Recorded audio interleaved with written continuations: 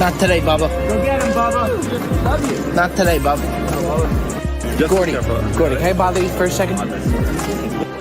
Ladies and gentlemen, boys and girls, sit back, relax. The only place you need to be for the next 45 minutes is indeed the Brilliantly Dumb Show right here. Ladies and gentlemen, for those of you that did not see the Instagram, all hell has broken loose. We're recording this right now, Monday morning. Now, the Steelers with a devastating loss, beyond devastating, just a horrific loss that flat out cannot happen. Now, we all know the biggest Steelers fan around is a young man by the name of Jersey Jerry. Folks, I regret to inform you that we will not be getting Jersey Jerry today. I kind of knew this was going to come. I had a feeling that Jerry wasn't going to show if the Steelers lost. I've seen Jerry on Steelers losses, and I'm telling you, folks, it's bad. There's no other way to shape it. It's just bad. He doesn't handle it well. He gets very upset. Now, we love Jerry Don. Jerry Don's got the biggest heart of them all. But when things can go south for Jerry Don, which scares me, they go south fast. I wake up this morning from a message on Instagram from one of his coworkers by the name of Darren Russo, who Jersey Jerry refers to as Radio Russo. I will be calling him Russo today. Now, Russo sent me a video of Jersey Jerry being pulled away by a police officer, and it scared the shit out of me. I'm here to tell you that Jersey Jerry is indeed okay. We're not going to have Jersey Jerry on today. Hopefully he comes back for the Friday episode. Darren's going to break down what happened to Jersey Jerry, but it is, mind you, after the Steelers lost, a day after, the cop is pulling Jerry, and it looks like as if he got arrested. Jersey Jerry is okay, but I want to get the breakdown here from Russo on what took place. So this is going to be Gerard Gilfone's coworker by the name of Russo. We bring him in. He was there firsthand for what happened today. There he is, ladies and gentlemen, Mr. Russo. Welcome to the Brilliantly Dumb Show, sir. Russo. Hey, Bobby, I'm in, Bobby. There he is, ladies and gentlemen, Mr. Russo himself. Now, Russo, you were there for what took place today. I want to ask you first things first, Russo. How long have you been working with Jersey Jerry total? 3 years, say. About 3 years. And what did you think of this Jersey Jerry when you first met him? I mean, what was kind of your take on the guy? He belongs in a loony bin. I don't know how the fuck he got the job here. And did you notice that right out of the gate, Russo? The second I laid eyes on him. Why? When you laid eyes on him, what did you think? Was it a conversation with him? He was talking to himself. Yeah. And I mean, people, your coworkers, a bunch of blue collar guys, and they like to bust balls. Do they bust Jerry's balls a lot? Oh yeah, they thought that the supervisors, they were setting us up. They thought. So you guys and all your coworkers thought that the supervisors were playing a prank on you by sending Jerry? Oh yeah, it was a special needs kid. Nothing against them, but there's something wrong with him, No, look, no doubt about it. No doubt about it. But the bottom line is, Rizzo, he's got this beautiful, wonderful heart where you could tell he's a great guy. Do you guys get a kick out of him? Oh yeah, we all love him now. Love him. Yeah, and you like working with him day to day? Oh yeah, you spend one day with him, you're in love. And do you guys kind of know that he's been doing this show here, that he's got his own segment on the Brilliantly Dumb Show? I mean, do you guys know that? Does he talk to you guys about that? Oh yeah, we all support him, Okay, now Russo, what concerned me, and it turns out it happened, was I said I was very concerned if the Steelers lose. I said, I'm very concerned for what Jerry's going to do, because usually he's just an emotional wreck. He'll go on a hiatus for a week or two. Now, it played out exactly what I was afraid of. I wake up in the morning, okay, and I get a video message from you of a cop pulling Jersey Jerry away. Can you tell us what went down from your standpoint? So I knew it was going to be a bad day today. I told my fiance the same thing. I said, to be honest, I don't know if the kid's going to show up to work tomorrow. I think he's going to call out sick. But I show up today. I see his car parked outside. So I said, he's here. And he's never late, right? He shows up on Ne- time every single day. never early every day. How early is he each day? He could be here 2 hours early. The kid's out of his mind. Okay. My coworker was riding him hard all day long, for a couple hours straight. And Jerry was just taking it on the chin. Not even saying anything back. He would take a jab at the Steelers and Jerry wouldn't counter or anything. Nothing. He was devastated. Nothing. I thought he was going to cry. So then I look over at Jerry. I'm breaking the road and Jerry's looking at the trees. I go, oh, Jesus, not again. So then I'm looking over at him and he's talking to the trees. My coworker goes, hey, buddy, Big Ben's not over there. He's on his way to the golf course. Oh, boy. I'm like, oh, Jesus Christ. So now Jerry's shaking. He's drooling out of the fucking mouth. He's having an episode. So then he goes, Big Ben's a fraud. But the rest of Yep. See, he snapped. Jerry snapped, tackled him right on the road. So the cop comes running over. He goes, what the fuck's going on? And Jerry's pummeling this guy. Now I thought Jerry was a pussy. Jerry, yeah, that doesn't surprise me. If you talk shit about the Steelers, Jerry will kick the shit out of you, regardless of who you are. Pummeled him. So now Jerry's fighting with the officer. I'm like, Jerry, we're at work, buddy. You're gonna get fired. He goes, I don't give a fuck. So now the officer and him are going back and forth. And that was it. The officer. Well, you know what? A lot of people were messaging to me, I hope did Jerry get arrested? Did Jerry get arrested? Folks, he did not get arrested. It looks like the officer was just trying to calm him down. So the officer works for us, on the road details. Right. And so he kind of got in the middle of it, took Jerry over to the side, and then did Jerry calm down after that? Bob, I don't know where the fuck Jerry is to this moment. You have no idea where Jerry is? Jerry walked down the road and hasn't come back. Now I'm done. I just got done with work. His car is right there. His work truck's over there. We got his work truck back here. I don't know where the fuck he went. When I talked to Jerry prior to having you on and I told him that you were going to come on, Jerry was home. So I think he just walked home. Now, I know now at this point, Jerry is okay as far as work. I mean, I don't know what's going to take place. But Russo, I'm telling you, man, I was worried about this out of the gate. I said, if the Steelers lose, there's going to be big time problems. And next thing you know, he's scratching and clawing at work. He'll be okay to return come tomorrow, no? Who knows? I didn't think he was coming in today, Bob, to be honest. I thought he was calling out sick.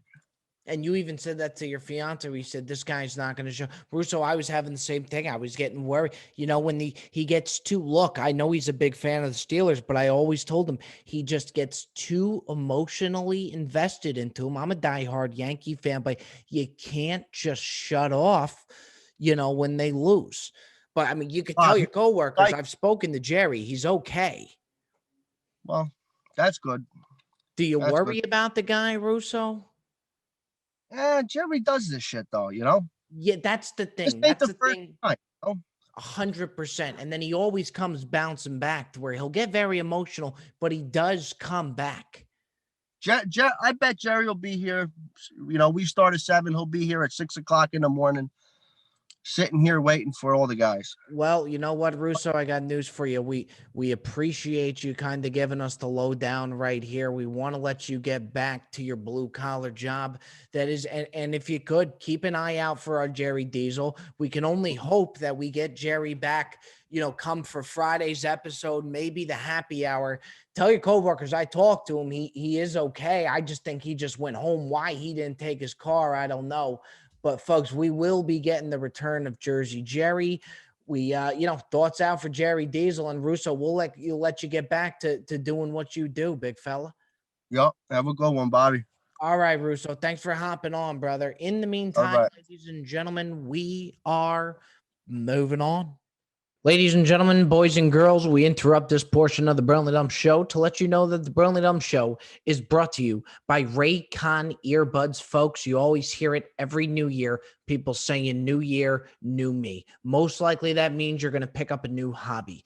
It's always better, whatever the hobby may be, it's always better when you have amazing audio that will make that experience that much better. That's why I recommend wireless earbuds from Raycon. Whether it's following along the directions in the kitchen, binging an audio book while learning to knit, or powering through a new workout with a pumped up playlist in your ear, a pair of Raycons can make any activity easier and a better time. Take it from a guy like myself, zipping it around 25 minutes, 35, 45 minutes a day around the block. I do it with the most premium quality earbuds in my ears at all times. That is Raycon earbuds. Starting now, yes, starting now, Raycon's offering 15% off all their products for my listeners and my listeners only. Go to buyraycon.com/dumb. Yes, I said it.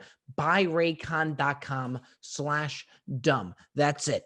You'll get 15% off your entire Raycon order, so feel free to grab a pair and a spare. That's 15% off at buyraycon.com/dumb. Let's repeat it again for the folks out there. Buyraycon.com/dumb. Get it now. You will not regret it. In the meantime, folks, we are moving on. I'll tell you, something I just can't seem to wrap my head around that just boggles my mind. This divorce coming up between Kanye West and Kim Kardashian. You talk about a clash of the titans in the divorce ball game. There will be blood. Prenup or no prenup, there is some unfinished business in that boardroom. You better believe that. There ain't no question about it. And think about Kim Kardashian's divorce attorney. This guy's been laughing his way to the bank for the past 10, 15 years. For however long Kardashian's been getting divorced, that guy's been living. No question about it. And this guy just shows up once, maybe twice every 3 years to the Kardashian estate. Once when Kim gets married and once when Kim gets divorced. The other 2 years, this guy just takes his family to a vacation in Cabo. I mean, this guy's just killing it. Do you know how many things there needs to go back and forth on? I mean, this thing is going to be dragged out. I wonder if Kardashian pays by the hour or pays by the year. You know what I mean? Wild. And then if you really want to feel like shit, do something I did. Try and imagine yourself. I imagined me. If I were to get married and divorced today, the things I would be fighting over compared to things that Kanye and Kim are about to be fighting over in negotiations. Kim is battling for sole ownership of the 8-bedroom, 8,500 square foot, 6-car garage mansion in Newport Beach. Meanwhile, I think I own the rights to my Nespresso machine. I would take that with me. I would also like the rights to my 6, 7, 8, and 9 irons, including the 60 degree and possibly the putter. You imagine the difference going on in those boardrooms? Kim's attorneys, herself, Kanye, they all show up to big boardrooms in private jets. They have their lunch catered. That's when you know you're really rich, when you're about to get divorced, but you have to eat your catered lunch before you discuss getting divorced. It's like, you know what I mean? If you guys are eating lobster salad for lunch before going into negotiations about getting divorced, you're going to be okay. If that were me getting divorced, my attorney would be showing up in an Uber or a Lyft, possibly even one of those bird scooters you could ride in Santa Monica down here. I'd be showing up in my Honda CRV. We wouldn't even be in the boardroom. We would rent out a little Starbucks or something. Take advantage of the free Wi-Fi. Kim Kardashian's having that thing catered before she gets divorced. Talk about a premium. Talk about a luxury. My wife would just be scratching and clawing for the couch I'm begging for the recliner and we're just butting heads. Who gets that 24 pack of shampoo that we just bought from Costco? Might not seem like that, like much, but Costco sells in bulk and those things don't run cheap. Do you split the shampoo? Do you get 12 and 12? Meanwhile, the Kardashians are splitting down Maseratis and Ferraris. Just total madness. Just another side of rich, ladies and gentlemen. But I'm telling you, this divorce is going to get ugly. And it's going to get real ugly. Anywho, here on the Brilliant Dumb Show, ladies and gentlemen, we are moving on. I'll tell you, folks, something that bothers me, and I've mentioned it before on the podcast, and I saw it come to fruition yet again at a Starbucks. Look, folks, first things first when it comes to Starbucks, no matter what time of the day you go, it's like an In-N-Out burger. It's like a Chick-fil-A. It's always going to be a big line. Always. I mean, they're never not busy. It's unbelievable what these franchises has done. I mean, they are just printing cash. But every single time I go into Starbucks, I go in line and I sit behind 12, 15 people and I look over at the barista and there's usually at tops 2 baristas at a Starbucks. Tops. A lot of times it's one. And I look over at that barista and I say, how the hell am I ever going to get my coffee? I mean, this is madness. Not only am I looking at the 12 people in front of me, but I'm also listening to their orders. It's never a standard order that's going off the menu. It's always got to be something that's not off the menu. Always.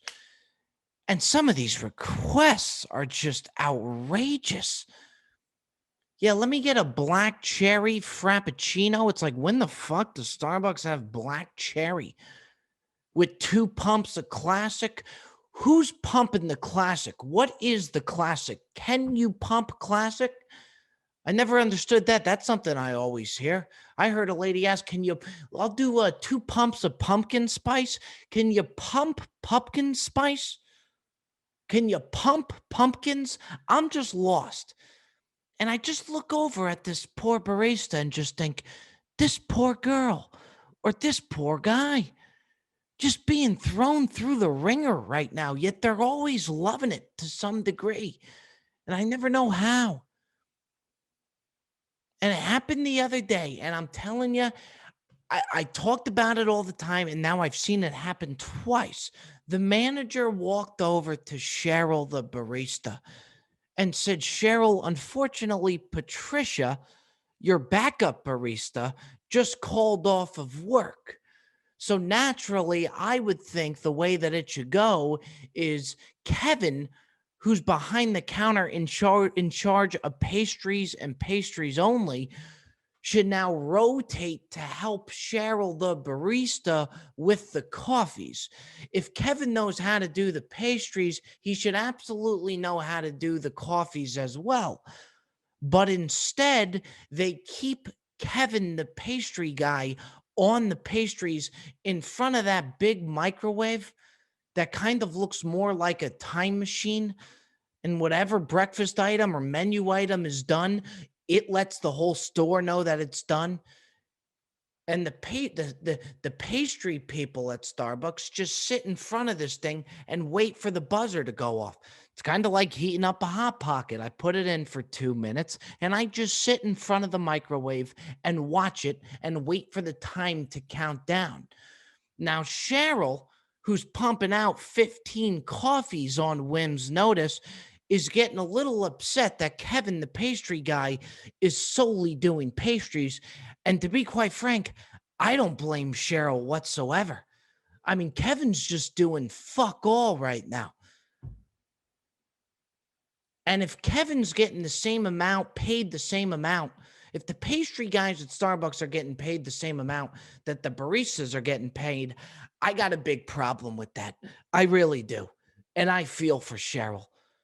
I mean, isn't there some sort of Starbucks union that kind of goes by the store and says, hey, you know what? These pastry guys aren't doing a whole lot compared to what Cheryl's doing right now. Cheryl's pumping out 15 coffees at once. 14 of the 15 coffees aren't even on the menu. And what Kevin, the pastry guys, like to do at Starbucks, and Kevin was doing it, you see it all the time. When they get the breakfast item, when the breakfast item is ready, all you got to do is click the button. It either says breakfast sandwich or bagel bites. You just choose between the other. Mind you, this is not a microwave that holds 15 different items. It holds 2 items. Looking at the microwave from the outside, you would think, wow, that holds about 20. It holds like 2 items. Kevin just clicks the button. The item's ready. The item's ready. And then what they like to do is when they announce that whatever item is ready and they call the name out, they always like to act exhausted. You know what I mean? Like they just ran 2 miles. Yeah, I got 2 breakfast sandwiches for Lara. Lara, 2 breakfast sandwiches. Yeah, I got sous vide bites for John. Sous vide bites for John. Meanwhile, the person who should really be tired is Cheryl. I got a frappuccino for Cheryl. Frappuccino for Cheryl. And Cheryl always sounds like she could still pump out 15 more items. But folks, the bottom line is, all I'm here to say is if the pastry guys are here getting more money or as much money as the baristas, they are getting away with murder. That would be like the punter making more than the quarterback. It just doesn't add up.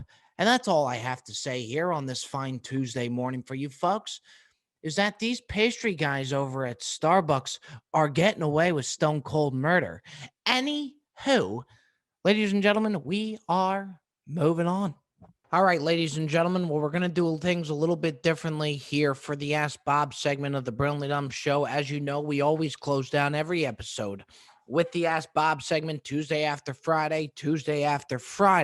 Now, we're doing something a little bit differently here. Last week in our live happy hour that we do weekly for the Patreon members, where we all gather around a Zoom link and get absolutely blasted while we run the podcast. It's a beautiful time. We hope to see you there.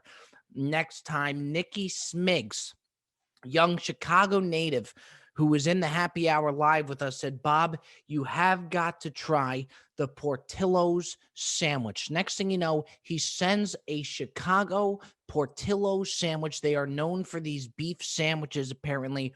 He claims it's a staple of Chicago. And you know what? I got to be quite frank with you. I've been doing a lot of these delivery apps like the Gold Bellies, to where if I'm really missing a New York bagel, I ship a New York bagel to California. Is it ever going to be as good when it's in the store? No, of course not. It never is, but it gives you a little taste from home. I've been having bagels and pizzas just flying over our heads across the country week in, week out, just shipped to me constantly. They got the concept of freezing it correctly. You know, they know their cadence there, and it comes shipped to you. You heat that baby up. Tastes a little bit like home. So I said, you know what, Nikki Smiggs, if you want me to try the Chicago staple for you, I'm going to try the Chicago staple for you. It's a beef sandwich from Portillo's, and I will review it on the podcast. No doubt about it. There you have it right there, folks. The Portillo sandwich right there. Got some hot peppers in there. Bobby doesn't do too well with heat, but either way, let's go ahead and do this dance here. This one's for you, Nikki Smiggs, the Chicago native, Portillo Sando.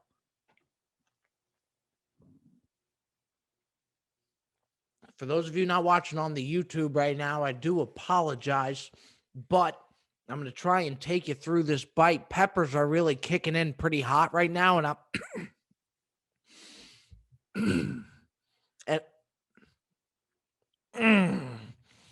took a wide load of peppers right there.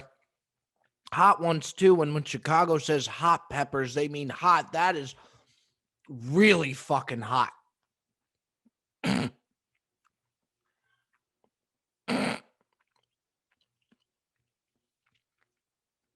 Oh, man. Folks, these bad boys are no joke. That got a little kick to it right there. These little bad boys circled around here, pack a mean old punch. And again, Bobby does not do too well with heat. Going to try and battle through this. Look, the Portillo sandwich. It is a good...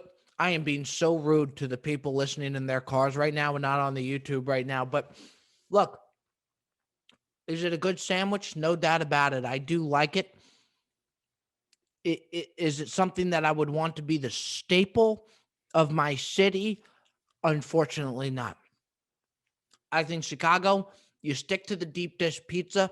You stick to the good defense on the defensive side of the ball in football, and that's where you leave it. No offense, just defense. You got the beef sandwiches right here, and I'm going to give the Portillo beef sandwich here out of Chicago. I'm going to give it a 6-6 for you there, Nikki Smiggs. Folks, if anybody wants to send famous staples of their city on over to me, both me and my mouth is waiting for you. My apologies. That sounded a little bit sexual, but you know what I mean. Folks, that just about does it here. We did things a little bit differently there for the Ask Bob segment. That just about does it here on the Brilliantly Dumb Show. We bring in Jersey Jerry hopefully Friday. Reach out to him, fire the kid back up. We need to get him back up to speed after that Steelers loss, but he is indeed okay. We can only hope to get the young man back on Friday. That does it here for the Brilliantly Dumb Show, folks. Happy Hour Wednesday, the Brilliantly Dumb Show Friday. We will see you then. Take care.